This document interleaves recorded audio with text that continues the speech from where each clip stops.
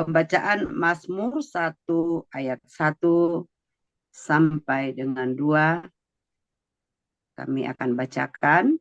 Kemudian yang kedua, ya, Mazmur 1 ayat yang ketiga oleh Ibu Nelly Rode Bangun. Yang ketiga, Mazmur 1 ayat 4 sampai dengan 5 oleh Ibu Mawar Melati. Dan yang keempat, Mazmur 1 ayat yang ke-6 oleh Ibu Juhaini. Ya, bisa dengar ya. Sekali lagi, Mazmur 1 ayat 1 sampai 2 nanti kami yang membaca. Mazmur 1 ayat 3 oleh Ibu Nelly Rode Bangun. Mazmur 1 ayat 4 dan 5 oleh Ibu Mawar Melati, ya. Kemudian Mazmur 1 ayat 6 oleh Ibu Juhaini dari Malaysia. Baik, kita akan masuk dalam pembacaan firman Tuhan ini. Sebelumnya kita berdoa dulu. Selamat bergabung Ibu Elpina Ginting, ya. Baik, kita lanjutkan ibadah kita dan kita tundukkan hati dan kepala kita berdoa. Terima kasih Bapak-Bapak pagi hari ini buat kasih setiamu, buat kasih-Mu yang besar yang sudah memberkati kami, membangunkan kami di pagi ini. Sekarang waktunya Bapak, kami akan membaca sebagian dari firman-Mu yang Kau nyatakan di dalam kehidupan kami, di dalam komunitas kami, the power of love. Mari Bapak, biarlah hati kami seperti tanah yang subur, tanah yang haus, yang rindu untuk dengar-dengaran akan sabda Tuhan.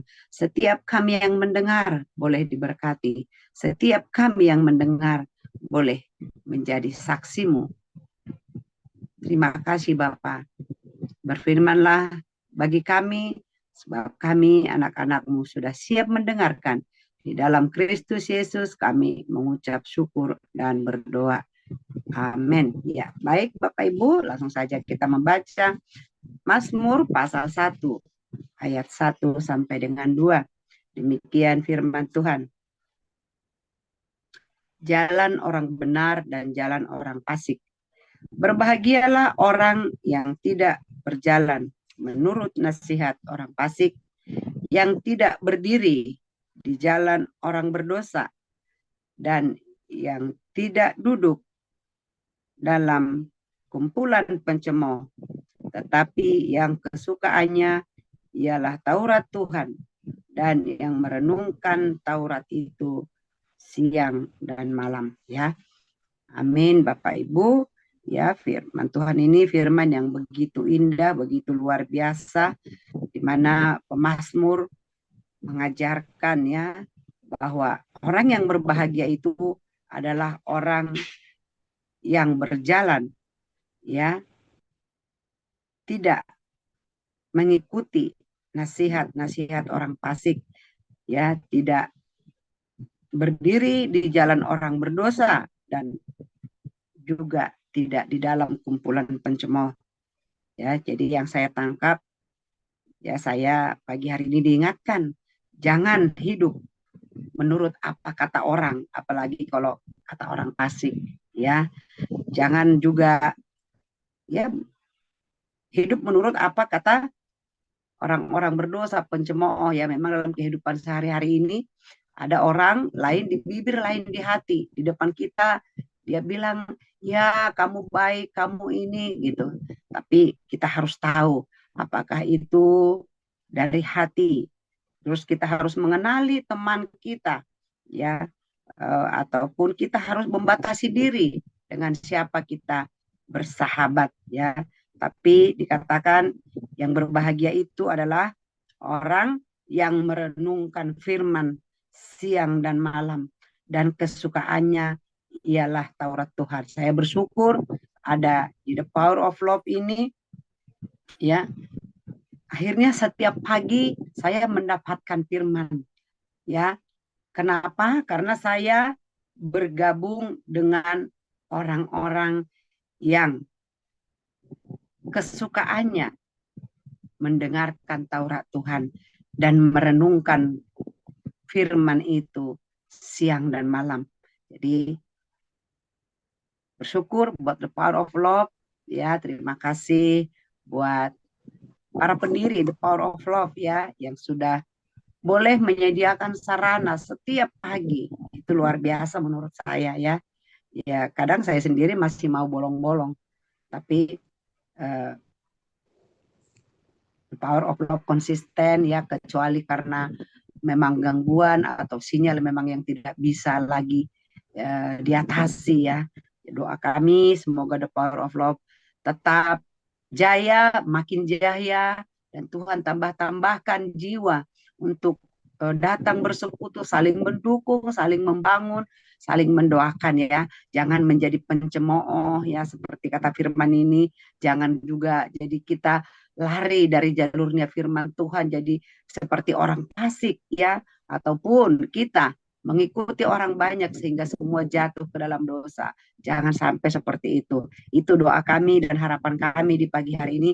Tapi mari kita orang yang duduk di dalam kumpulan The Power of Love ini menjadi orang yang kesukaannya Taurat Tuhan, mencari firman Tuhan setiap pagi, merenungkan firman itu siang dan malam, kata firman Tuhan, sehingga kita disebutkan orang yang berbahagia. Karena orang yang merenungkan firman itu siang dan malam, maka jalan-jalannya akan disertai oleh firman itu sendiri. Dan firman itu dikatakan adalah Tuhan sendiri.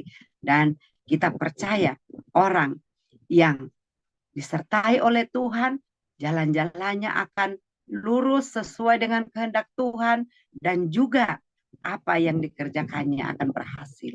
Ya, yuk kita sama-sama saling mendukung, saling, ya, mendoakan dan saling menasehati di dalam Tuhan. Terima kasih, itu yang saya dapat pagi hari ini. Semoga jadi berkat. Tuhan Yesus memberkati. Silakan dilanjutkan Ibu Nelly. Terima kasih buat kesempatannya. Amin. Oke, selamat pagi. Ayat yang ketiga, ia seperti pohon yang ditanam di tepi aliran air, yang menghasilkan buahnya pada musimnya, dan yang tidak layu daunnya. Apa saja yang diperbuatnya berhasil. Saya sudah puluhan tahun melewati Jalan Raya Bogor selama 32 tahun bolak-balik. Itu selalu saya perhatikan berhubungan dengan ayat ini, kali yang sebelah kiri. Kalau saya dari Cibubur, ya, ada kali sebelah kiri, sepanjang itu ada kali.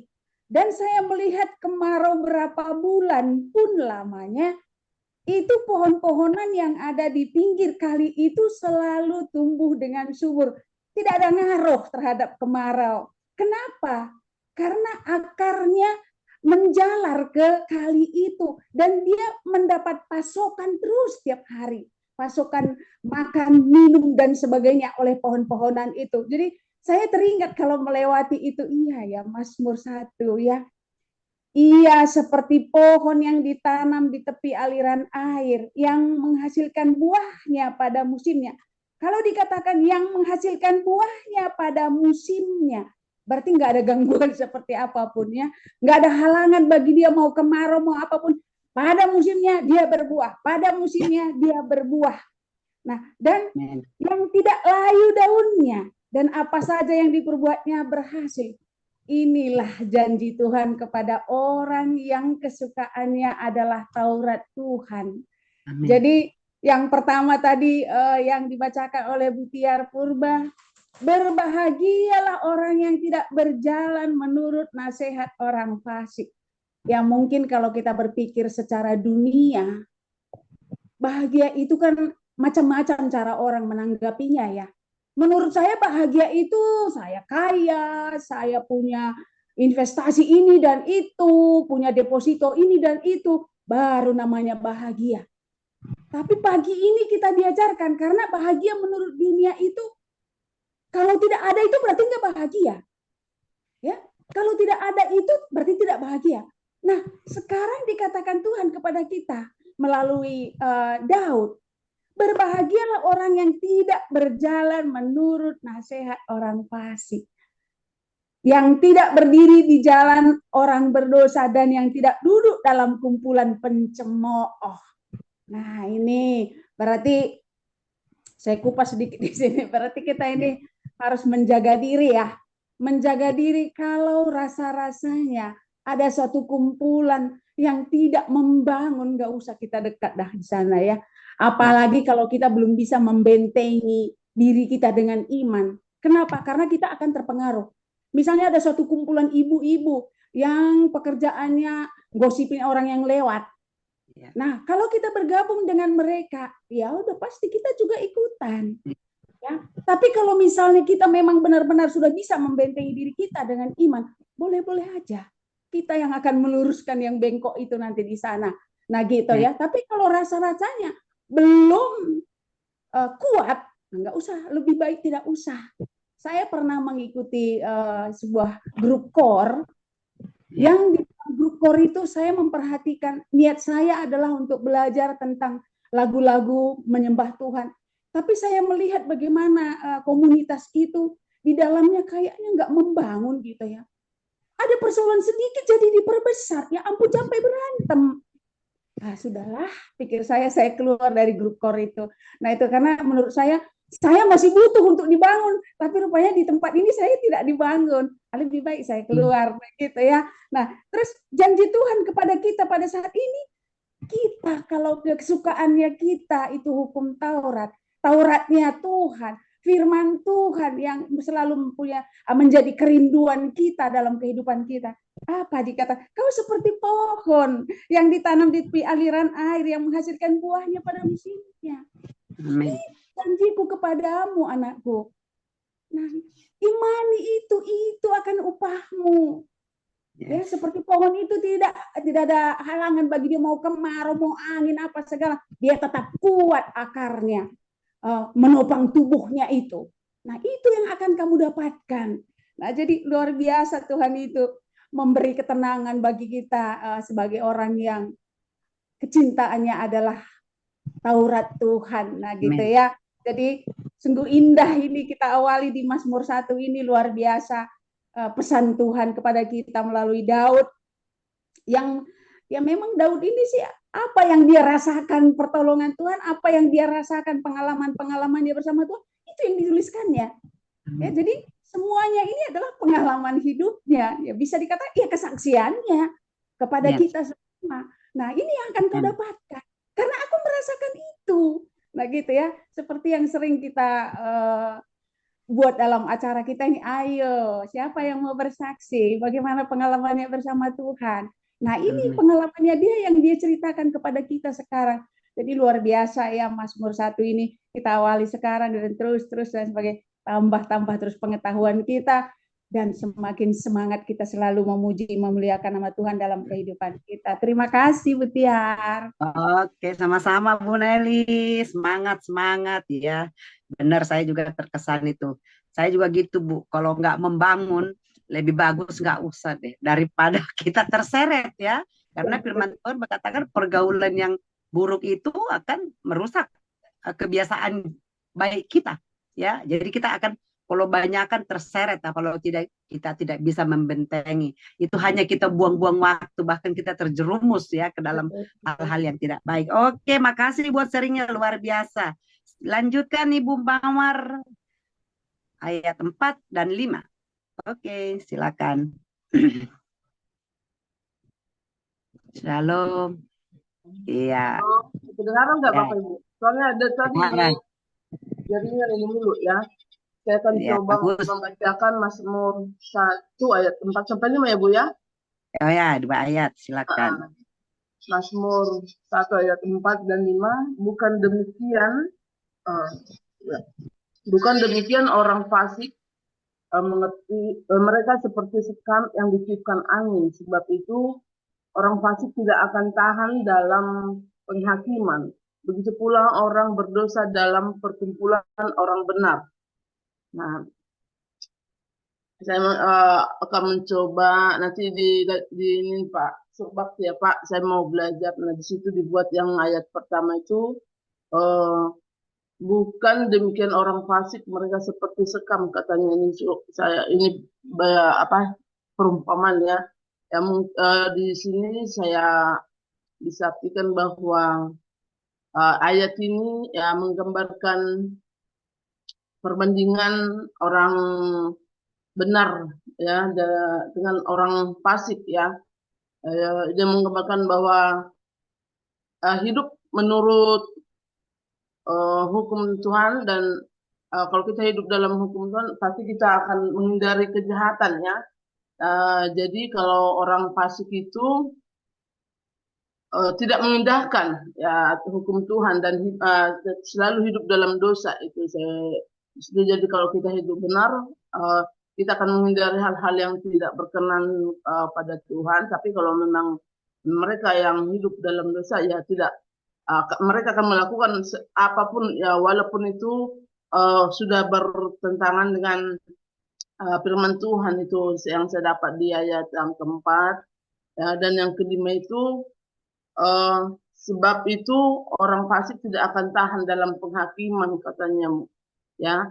Di sini mungkin yang saya dapat di sini sebab itu orang fasik tidak akan tahan di waktu penghakiman. Nah, dan orang berdosa tidak akan tahan dalam jemaat orang benar. Artinya orang-orang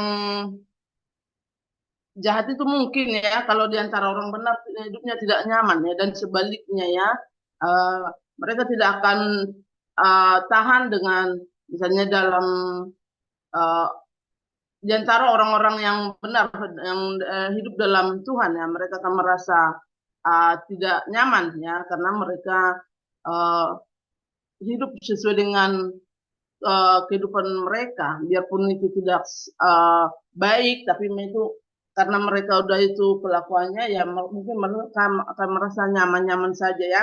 Nah, terus di situ bahwa Tuhan mengenal ya, Tuhan mengenal jalan orang benar, tapi jalan orang fasik itu katanya menuju kebinasaan. Nah, jadi ayat ini saya ambil kesimpulan bahwa ayat ini menegaskan bahwa orang hidup sesuai dengan kehendak Tuhan ya akan diberkati ya. Jadi orang yang hidup sesuai dengan kehendak Tuhan akan diberkati dan diakui Tuhan ya. Sementara orang-orang yang hidup dalam dosa ya dan menentang perintah Tuhan akan mendapat kebinasaan. Jadi kalau kita hidup benar akan selalu diberkati Tuhan ya. Dan mereka yang hidup di dalam dosa akan binasa. Itu aja Bapak Ibu. Amin. Luar biasa Bu Mawar ya pemaparannya. Ya tetap semangat ya, tetap berjalan bersama dengan Tuhan. Tuhan pasti berkati. Haleluya. Baik, yang terakhir Ibu Juhaini, Mazmur 1 ayat 6, nanti baru kesimpulannya dari Pak Surbati. Silakan Ibu Juhaini.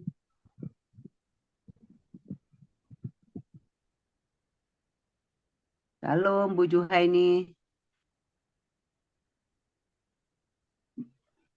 Bisa dengar suara kami? Shalom. Ya, silakan Bu. Shalom. Ya. Baik ya. Haleluya.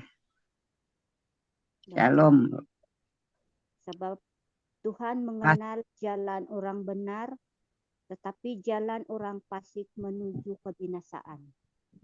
Amen. Dalam perfungsian saya, orang yang kalau kita jalan di jalan yang benar, di dalam pengalaman saya. Kurang keras suaranya Bu, dikit lagi. Kurang dekat mungkin mic-nya. Ya. Kita perlu Tuhan proses kita supaya kita dapat menemukan jalan yang benar. Amin. Sebab apa yang saya alami, banyak proses yang saya alami dari Tuhan untuk mengenal jalan yang benar. Jadi itu saja Nanti tolong Bapak bagi pencerahan yang lebih jelas. Terima kasih. Makasih Bu Juhaini, tetap semangat, tetap kuat ya Bu. Semua kita punya proses ya, punya masalah, bukan hanya Ibu Juhaini. Masing-masing kita punya proses yang diizinkan Tuhan. Tapi semua untuk kebaikan kita, biar kita semakin dekat sama Tuhan. Tadi dikatakan yang terus mencari Tuhan, merenungkan firman-Nya siang dan malam. Tuhan berkati Bu, keluarga, anak-anak, ya, suami, cucu, dan menantu. Haleluya. Baik, sekarang kami serahkan kepada hambanya Bapak Surbakti. Silakan Pak. Ya, terima kasih. Nah,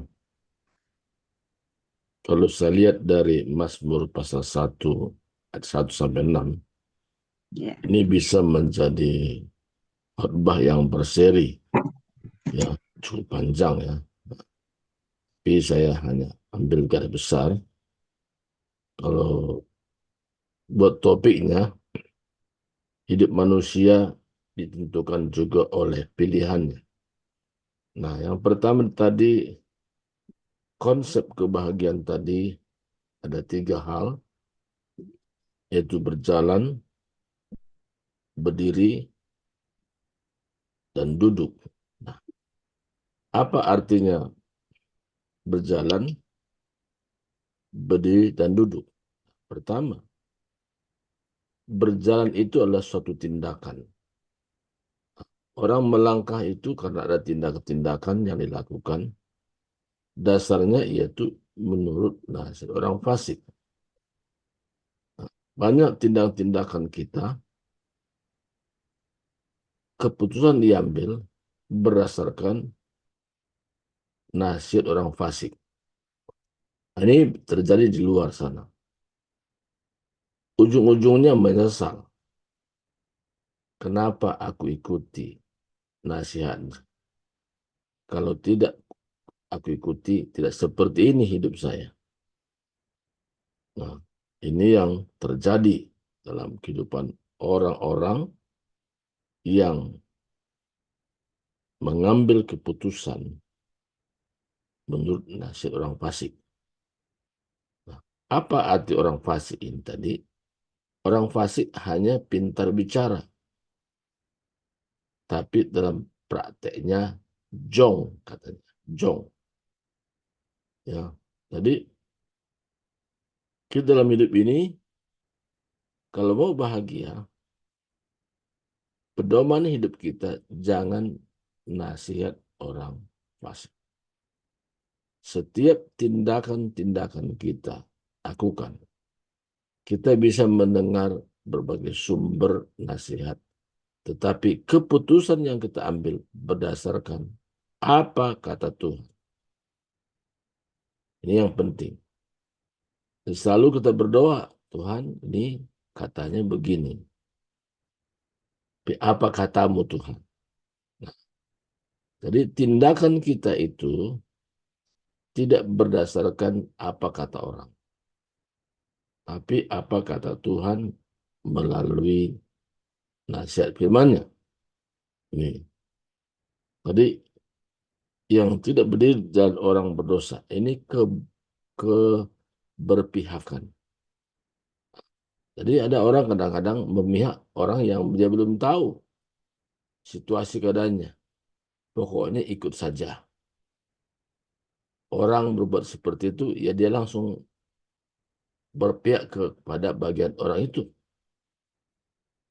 Tapi tanya, oh kalau tahu begitu ya aku nggak ikut-ikutan. Jadi ini yang terjadi juga. Misalnya ada berita ini belum jelas, baru asumsi, ya kan? Tapi dia sudah berpihak ke situ. Tadi berbagai orang yang tidak berdiri dan orang berdosa.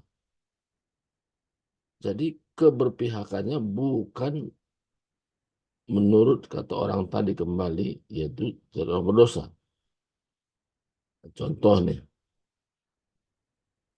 kadang-kadang orang tua pintar memberi nasihat kepada anaknya.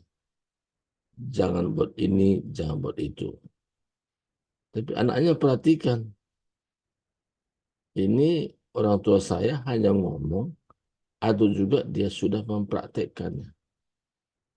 Nah, contoh ya. Ada satu nasihat dari, kalau bahasa Batak Karo, pertua. Pertua itu sintua ya. Jadi bilang zaman judi. Ya kan, zaman judi. Pokoknya baguslah kata-katanya. Tapi di luar hari Minggu, teman bapak saya, almarhum dulu, menjudi. Padahal pertua. Bahkan dia juga yang apanya, yang bandarnya, atau itu yang mengatur semua sek begitu. Loh, akhirnya bapak saya, bagaimana saya ke gereja, pertuanya aja main judi. Itu contoh-contoh ya. Ini yang saya ceritakan pengalaman hidup dari bapak saya dulu, sehingga sulit untuk mengajak dia dalam kumpulan itu. Nah, jadi ya nggak bisa. Kenapa? Hanya pintar ngomong orang yang punya status tadi, gitu ya. Itu contohnya. Ya. Yang terakhir di sini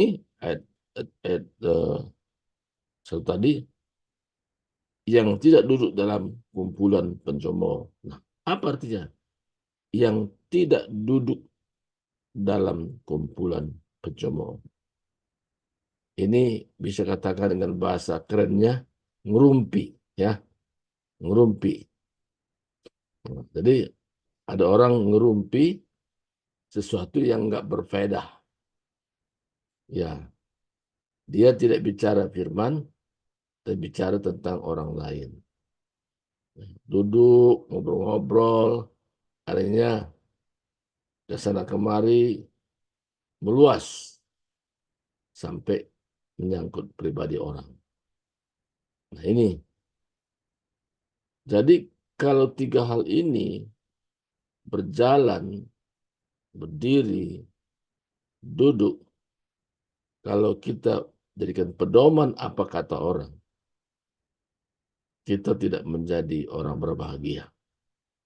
Saya bilang, berbahagialah orang yang tidak berjalan menurut nasihat orang fasik, yang tidak berdiri jalan orang berdosa, dan yang tidak duduk dalam kumpulan pencemooh.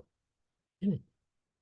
Jadi kebahagiaan tadi, seperti Bu Nelly, bukan karena harta duniawi, tapi kita mengisolasi, tidak terkontaminasi dengan kondisi-kondisi seperti ini. Kita tidak mau. Maka hidup manusia ditentukan oleh pilihannya sendiri. Saya menerapkan nilai-nilai itu dalam hidup saya. Jadi ketika saya terapkan, dan saya baca firman, situ saya mengerti.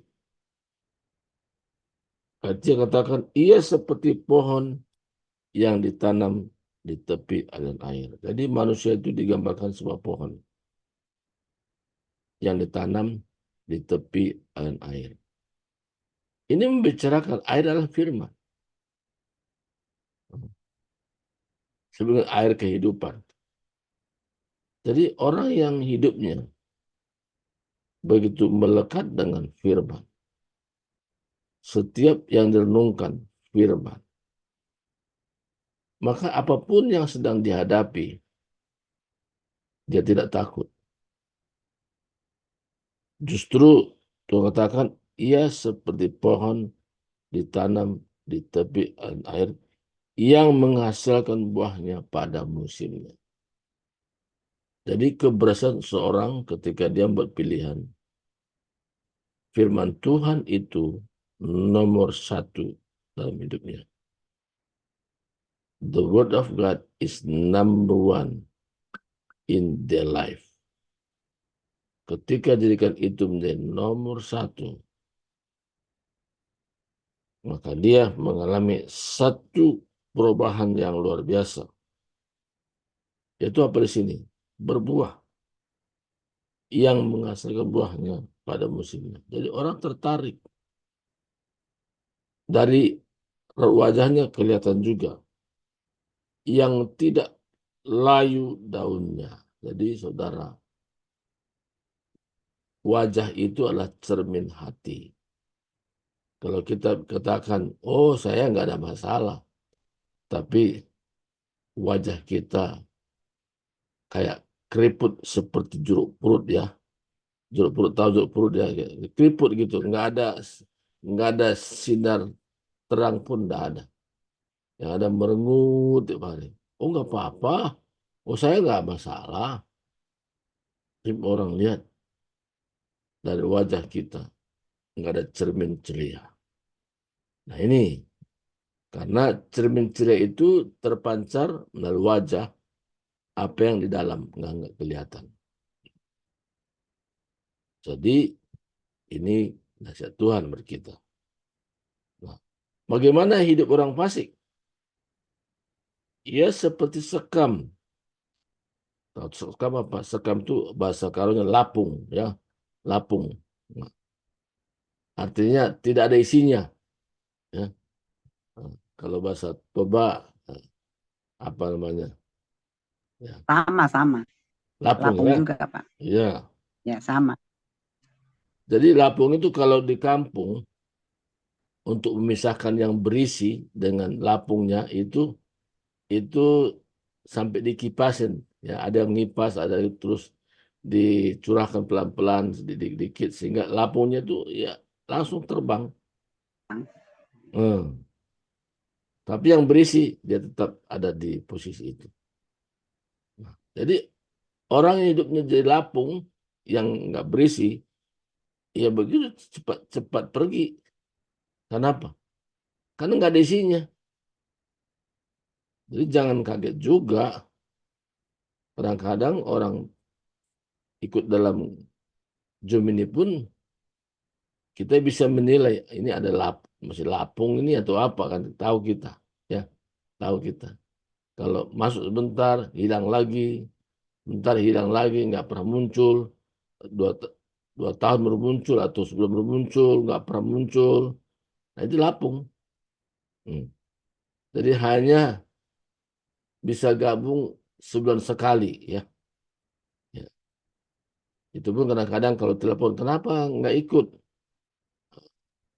Oh iya, dia merasa dia ikut karena ada yang telepon. Jadi ini lapung. Jadi bukan dari dirinya sendiri dia begitu rindu. Nah, tapi kita yang hadir saat ini, kita Tuhan harapkan tidak menjadi lapung. Tapi ada nilai-nilai. Lapung itu tadi seperti sekam. Dikatakan yang ditiup angin terbang sana kemari. Saya mendapatkan ya,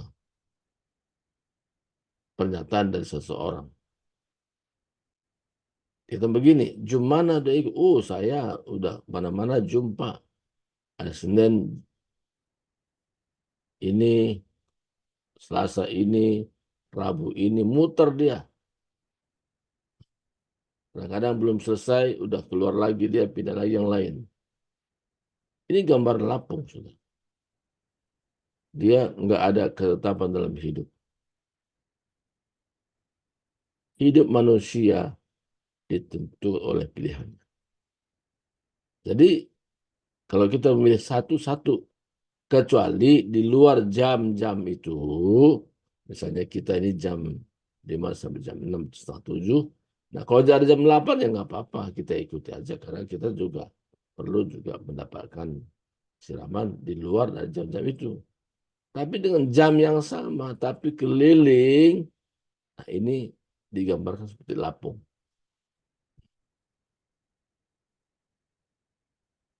Sebab itu orang fasik tidak akan bertahan dalam penghakiman. Itu pula orang berdosa dalam kumpul orang benar. Jadi langsung teruji. Orang benar itu kan rindu firman. Perkataannya firman. Tindakannya firman. Dalam hatinya dikuasai oleh firman. Maka kalau orang yang masih lapung ini nggak bisa bertahan karena obrolannya nggak nyambung. Kalau orang benar itu yang diceritakan bagaimana Tuhan berkarya dalam dirinya. Bagaimana Tuhan memberikan kekuatan. Bagaimana Tuhan membimbing dia. Bagaimana Tuhan mengarahkan dia. Itu orang benar. Dia selalu menempatkan firman Tuhan itu terutama atas segala-galanya. Jadi kalau firman Tuhan itu menjadi acuan tertinggi dalam dirinya, maka orang di luar itu, ya dia bosan. Kenapa? Karena bosan. Karena nggak nyambung obrolannya. Gitu. Nah, jadi dalam hal ini, biarlah kita menjadi orang yang mengambil sikap. Keputusan kita bukan berdasarkan nasihat orang fasik atau orang berdosa, tapi kita mengambil keputusan melalui perkataan Tuhan yang kita renungkan siang dan malam, membuat hidup kita tampil beda di tengah-tengah dunia di mana kita hidup. Adapun ujian, tapi kita tetap bertahan. Kita diuji dengan berbagai keadaan, tetap bertahan. Karena kita sudah didirikan dalam pedoman apa kata Tuhan dalam firman-Nya. Ini saja saya sampaikan saya ini. Kiranya ini memberkati kita semua yang mendengarnya pagi ini. Tuhan berkati. Silakan kembali kepada Ibu Dian. Iya, baik. Terima kasih buat pencerahannya, banyak Pak Surbakti. Ya, saya juga jadi terkesan ya dengan sekam tadi atau lapung ya. Benar juga ya kalau sekam itu, kalau lapung itu ya bahasa Toba sama Simalungun juga sama. Lapung itu tetap lapung. Rupanya Karo juga sama ya. Jadi lapung. Lapung itu nggak ada isinya, bener. Jadi kalau panen padi saya teringat dulu.